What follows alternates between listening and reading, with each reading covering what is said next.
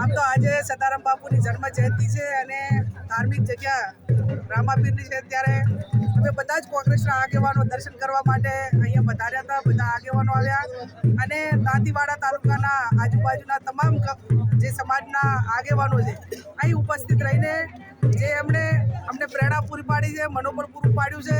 શરૂઆત અહીંયા દાંતીવાડાથી કરી છે અને રામાપીરના મંદિરે દર્શન કરીને કરી છે. ત્યારે હવે આવનાર સમયની અંદર કોંગ્રેસ પાર્ટી 99% ને 99% એ ઉમેદવાર તરીકે જ્યારે ઠાકોર સમાજને અને એમાં ખાસ કરીને મારી પસંદગી કરવાની થતી હોય એડવાન્સમાં બધા આગેવાનોને મળીએ છીએ અને બનાસકાંઠાની જનતા એ પહેલી વખત ઠાકોર સમાજને ટિકિટ કોંગ્રેસ પાર્ટી આપે છે. ત્યારે આજ સુધી ઇતિહાસમાં જેટલી ચૂંટણીઓ આવી એમાં તમામ સમાજોને ઠાકોર સમાજે મદદ કરી છે.